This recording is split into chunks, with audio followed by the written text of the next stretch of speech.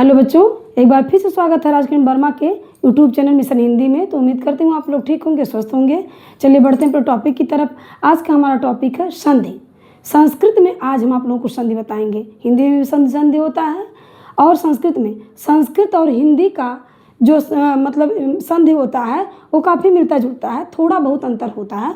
लेकिन आज हम आप लोगों को संस्कृत में संधि बताएंगे और संधि का भेद बताएंगे, संधि की संपूर्ण जानकारी आप लोगों को देंगे।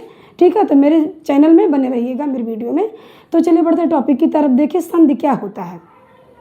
संधि होता है दो वर्णों के मेल से जो विकार उत्पन्न होता है या परिवर्तन होता है, उसे क्या कहते हैं? संधि कहते हैं। संधि का अर्थ होता है दो वर्णों का मेल। देख लीजिए, संधि का अर्थ होता है मेल, यानी दो वर्णों के मेल से जो विकार उत्पन्न होता है उसको क्या कहते हैं? संधि कहते हैं। ठीक है, अब देख लीजिए, यही हम आप लोगों को लिख करके बताए हैं। संधि का एक सूत्र होता है वर्णानाम परस्परम विकृत मत संसाधनम संधि। इसका अर्थ होता है कि वर्णों को विकार सहित मिलाना क्या कहता है? संधि कहलाता है। वर्णों को विकार सहित मिलाने को, मेल को मतलब क्या कहते हैं? संधि कहते हैं। इसका यही सूत्र है वर्णानाम परस्परम, ठीक है, विकृत मत संसाधनम संधि। यही होता है इसका अर्थ, मतलब ये सूत्र होता है। और इस सूत्र का अर्थ होता है कि दो मतलब वर्णों को विकार सहित मिलाना ही क्या कहलाता है? संधि कहलाता है।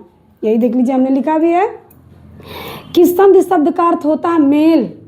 दो वर्णों के मेल से जो विकार उत्पन्न होता है या परिवर्तन होता है उसको क्या कहते हैं? संधि कहते हैं। जैसे उदाहरण में देख लीजिए, क्या है? पहला उदाहरण हमने लिखा है महाधन ईश बराबर क्या हो गया? महेशा। महाधन ईसा बराबर क्या हो गया? महेशा हो गया। विद्याधन आलया बराबर क्या हो गया? विद्यालय हो गया। इस प्रकार संधि का दो एग्जाम्पल हमने लिख करके आप लोगों को बताया है। अब आते हैं आप मतलब बढ़ते हैं अपने टॉपिक की तरफ। देख लीजिए, संधि के प्रकार, संधि के प्रकार के बारे में बताएंगे। संधि कितने प्रकार का होता है? तो संधि तीन प्रकार के होते हैं। संधि के कितने भेद हैं? तीन भेद होते हैं, स्वर संधि, व्यंजन संधि और विसर्ग संधि। ये हमारे तीन प्रकार के संधि होते हैं। स्वर संधि को अच संधि कहा जाता है, स्वर संधि को अच संधि भी कहते हैं। व्यंजन संधि को क्या कहते हैं? हल संधि कहते हैं। और तीसरे नंबर पर हमारा आता है विसर्ग संधि। तो आज हम आप लोगों को स्वर संधि के बारे में जानकारी देंगे। देख लीजिए, स्वर संधि क्या होता है। संस्कृत में स्वर संधि क्या होता है वही बताने जा रहे हैं आप लोगों को। जब दो वर्णों के निकट आने से जो विकार उत्पन्न होता है उसे क्या कहते हैं? स्वर संधि कहते हैं। जब दो वर्णों के निकट आने से जो विकार उत्पन्न होता है उसे क्या कहते हैं? स्वर संधि कहते हैं। अर्थात इसके कहने का मतलब है कि जब दो स्वरों का मेल होता है उससे जो विकार उत्पन्न होता है उसको क्या कहते हैं? स्वर संधि कहते हैं। देख लीजिए, अर्थात दो स्वर वर्णों का मेल, दो स्वर वर्णों का मेल, ठीक, दो स्वर वर्णों का मतलब स्वर से मेल, दो स्वर वर्णों का स्वर से मेल क्या कहलाता है? स्वर संधि कहलाता है। स्वर संधि को अच संधि भी कहते हैं। स्वर संधि को क्या कहा जाता है? अच संधि भी कहते हैं। व्यंजन संधि को क्या कहते हैं? हल संधि कहते हैं। स्वर संधि को क्या कहते हैं? अच संधि कहते हैं। देख लीजिए, यही हमने लिखा भी है। आप लोग को अगर आवश्यकता होगा, आप लोगों का मन करेगा तो आप लोग इसका स्क्रीनशॉट ले सकते हैं। ठीक है, तो देख लीजिए क्या है स्वर संधि? दो स्वर वर्णों का, ठीक, जब निकटता होता है, मेल होता है उन लोगों का, जब उससे जो विकार उत्पन्न होते हैं उसको हम क्या कहते हैं?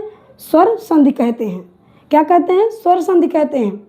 अब देख लीजिए, यही हमने लिखा भी है। जब दो वर्णों के निकट आने से जो विकार उत्पन्न होता है उसे स्वर संधि कहते हैं। अर्थात स्वर वर्णों का स्वर से मेल, स्वर वर्ण संधि को अच संधि भी कहते हैं। स्वर संधि को क्या कहते हैं? अच संधि कहते हैं। अब देख लीजिए, उदाहरण में हमने क्या लिखा है स्वर संधि का। पहला उदाहरण है इति धन अलम। इति धन अलम बराबर क्या हो गया? इति धन अलम का जब दो वर्ण मतलब मेल हुआ इसका तो इत्तलम हो गया। क्या हो गया? इत्तलम। अब देख लीजिए, यहाँ पर ई है, ई, और यहाँ आ है, तो ई धन आ क्या हो गया? यहाँ स्वरों का मेल हुआ, ठीक। इसका जब हम संधि विच्छेद किए इत्तेलम का, तो इत धन अलम, तो यहाँ ई है और यहाँ, तो यहाँ भी स्वर है, यहाँ भी स्वर है। देख लीजिए ई और आ दोनों का मेल हुआ, तो यहाँ स्वर का मेल हुआ, इस तरह से स्वर संधि का निर्माण हुआ। ठीक। अब देख लीजिए रविधन इंद्रा, रविधन इंद्रा, तो इसमें भी ई है और इसमें भी ई है, तो रविधन इंद्रा बराबर रविंद्रा हो गया, ई धन ई, मतलब स्वर स्वर का मेल हुआ यहाँ पर। देख लीजिए एक स्वर यहाँ पे है, एक स्वर यहाँ पर हुआ। ठीक। तो यहाँ पर क्या हुआ, यहाँ पर और यहाँ पर देख लीजिए, तो क्या हुआ, ई धन ई बराबर स्वर का मेल हुआ, ई धन ई बराबर ई ही हुआ। ठीक। अब इस तरह देख लीजिए भानुधन उदया, भानुधन उदया बराबर क्या हो गया, भानुदया, इसका संधि विच्छेद किया गया भानुदय का, तो क्या हुआ भानुधन उदया। तो इसमें जब संधि विच्छेद हम करेंगे तो एक स्वर यहाँ मिला, एक स्वर यहाँ, यहाँ पे देखिए उ की मात्रा है, छोटा उ कह सकते हैं या उ कह लीजिए, जो भी आपको समझ में आए। तो यहाँ पर उ की मात्रा है और यहाँ उ है, तो उ धन उ क्या हो गया, उ ही हुआ, तो एक स्वर यहाँ हुआ, एक स्वर यहाँ हुआ। तो यानी कि कहने का मतलब है कि दो स्वरों के मेल से जो विकार उत्पन्न होता है उसको क्या कहते हैं, स्वर संधि कहते हैं। इसी तरह देखिए अंतिम एग्जाम्पल हमने जो उदाहरण लिखा है, सदा धन यो, सदा धन यो बराबर सदैव हो गया। सदैव में देखिए यहाँ आ है, या कह लीजिए बड़ा आ, जो भी आपको समझ में आए। ठीक। आ और यहाँ ये है, तो आधन ये बराबर क्या हो गया, ठीक, सदैव जैसा हो गया। देख लीजिए यहाँ पर दो वर्णों का मेल हुआ, यहाँ एक मतलब स्वर हुआ, यहाँ एक स्वर वर्ण हुआ, यहाँ पे एक स्वर वर्ण, यहाँ पे एक स्वर वर्ण, यहाँ पे एक स्वर वर्ण, यहाँ पे एक स्वर वर्ण हुआ। तो इस तरह से स्वर स्वर का मेल हो रहा है। यहाँ पे देखिए लास्ट वाले उदाहरण में हमने लिखा सदा धन यो बराबर सदैव हो गया, तो आधन ये बराबर मतलब यहाँ पे समझ लीजिए स्वर का मेल हुआ यहाँ पर भी। ठीक है। तो इस तरह स्वर संधि के बारे में हमने आप लोगों को बताया है। 4 एग्जाम्पल हमने यहाँ पर लिखा है स्वर संधि के बारे में, स्वर संधि के प्रकार हमने आप लोगों को बताया। हम अगला वीडियो आप लोगों के लिए विस्तृत रूप से बताएंगे, स्वर संधि के सभी भेदों के बारे में बताएंगे अगले वीडियो में। अभी हम आप लोगों को इतना ही बता रहे हैं। ठीक है।